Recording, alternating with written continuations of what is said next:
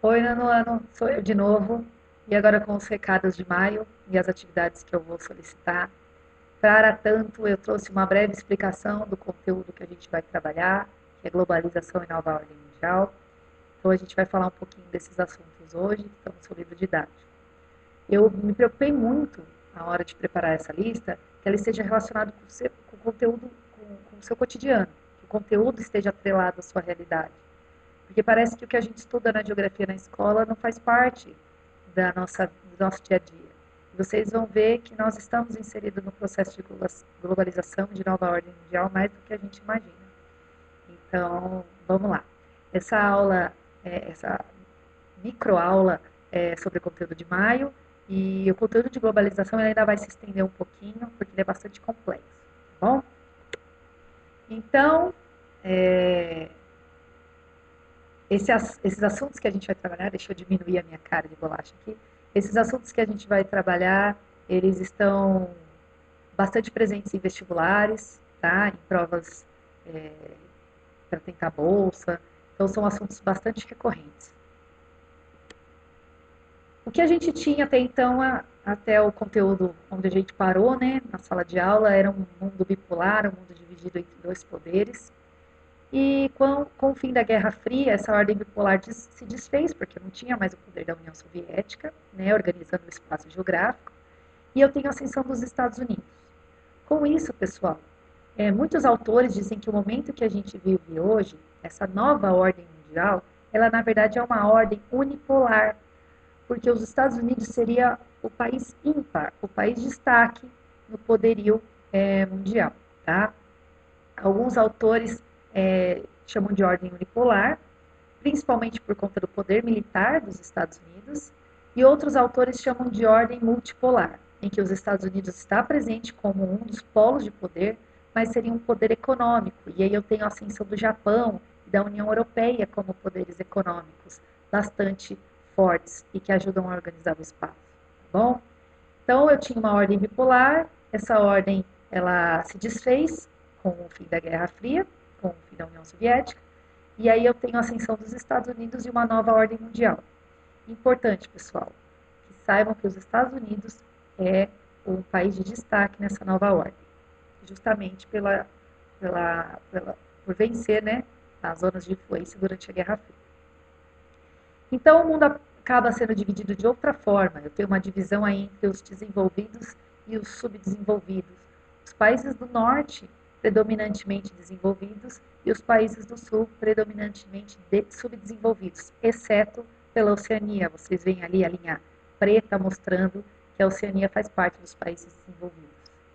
Outra característica bastante importante, vocês veem aí as linhas verdes, elas significam os blocos, as uniões entre as nações para relações comerciais, é, de transporte de mercadoria, de pessoas. Então, é uma característica dessa nova ordem. Os países se unem para tentar melhores acordos econômicos, para organizar a produção dos países e a utilização desses produtos entre os pares, entre os países que são parte desses blocos.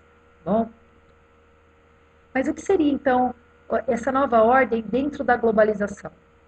Então, eu tenho aí países que são fortes economicamente, que se organizam, e é possível se organizar porque o planeta se encontra globalizado.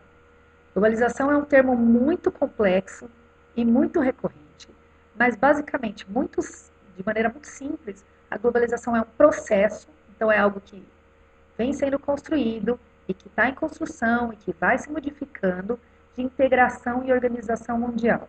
Então, essa conexão entre os países do mundo, a integração entre as pessoas do mundo, entre os meios de transporte, tudo isso faz parte da globalização, são elementos que formam a globalização. Então, a globalização quer dizer um processo de integração mundial, tá? E quais são as principais características dessa globalização? Então, como eu disse, a formação de blocos econômicos.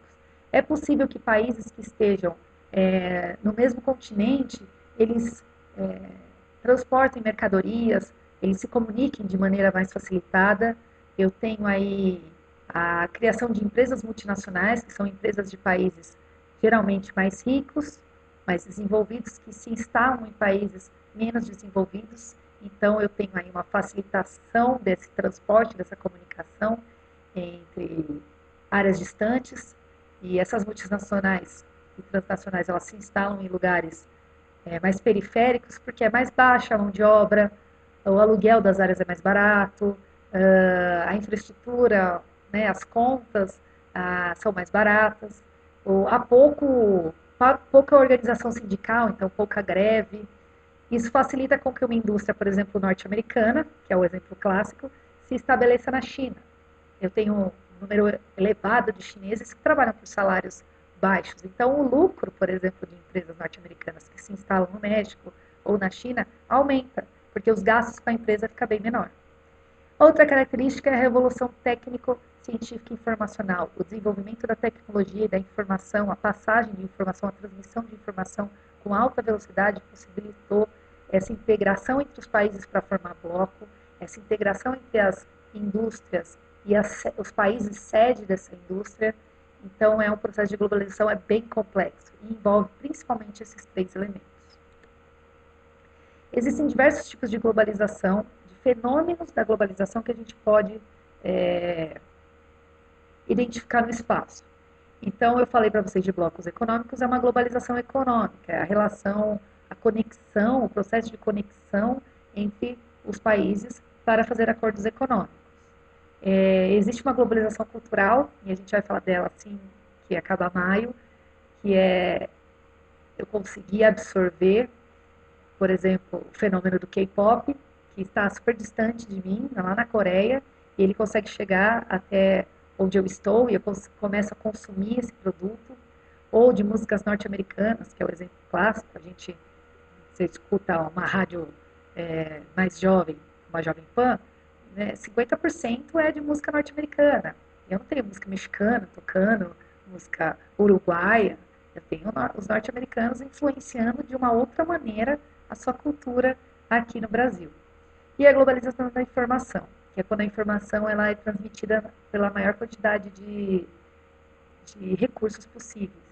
Então, a gente está vivenciando isso, as informações do fenômeno da pandemia da Covid de outros países chegando até nós e servindo inclusive como modelo de organização das nossas ações nesse momento, certo? Então, a gente vai falar um pouquinho de cada uma dessas no decorrer aí desse capítulo, tá? Existem termos que envolvem a globalização que são muito próximos, por exemplo, mundialização, tá? Eu não vou pedir as minúcias nunca para vocês, porque são termos extremamente difíceis, o que a gente vê aqui na aula é bem básico, tá? O importante é que você saiba que a globalização é um processo de comunicação e de integração entre os países, e ela só pode ser possível quando eu tenho meios de transporte mais eficazes, mais rápidos para longas distâncias, para transportar mercadoria e pessoas, e quando eu tenho comunicação rápida, como a internet, que facilita a minha conexão com outros países, tomada de decisões, como a gente está fazendo aqui através de vídeo. Então, só é possível o fenômeno da globalização estar num estágio tão avançado por conta do desenvolvimento de transportes e comunicação, tá?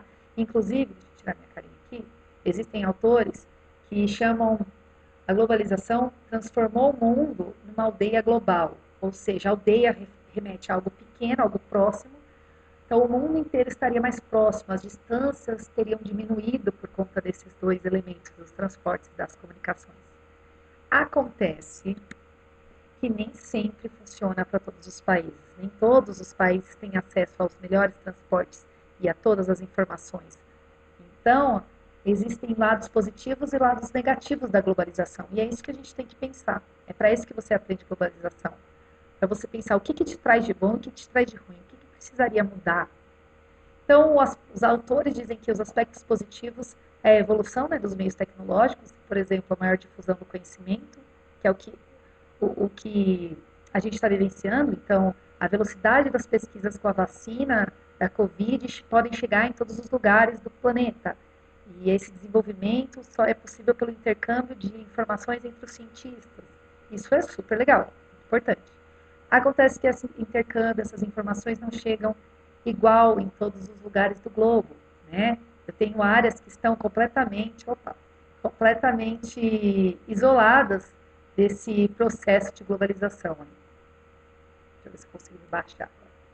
Agora foi. Então, eu tenho áreas extremamente à margem desse processo de globalização. Isso reforça ainda mais a desigualdade entre os países desenvolvidos e subdesenvolvidos. E o que você tem a ver com isso? Muito bem. Você está num processo de globalização, numa ordem mundial em que os Estados Unidos é uma grande potência. Eu vou pedir para você uma lista de exercícios em que você vai relacionar os conceitos de globalização, os elementos que formam a globalização, com a pandemia que nós estamos vivendo. Então, eu quero que você consiga verificar aí no seu cotidiano, na sua casa, como a globalização está presente. Para isso, vocês vão receber atividades separadas por semana, a partir dessa segunda semana de maio. E aí eu tenho textos, resumos introdutórios sobre esse assunto, né, porque nem todo mundo vai conseguir assistir o vídeo. E na primeira semana eu quero uma reflexão sobre a expansão do vírus da Covid e a sua relação com o desenvolvimento dos transportes. Então eu quero que você produza um texto aí sobre um elemento que faz parte da globalização, os transportes, que transportam pessoas e coisas, com a velocidade da expansão do vírus da Covid, ok? Na segunda semana, eu quero que você pense sobre o papel da tecnologia durante a Covid, que também é um elemento formador da globalização, né?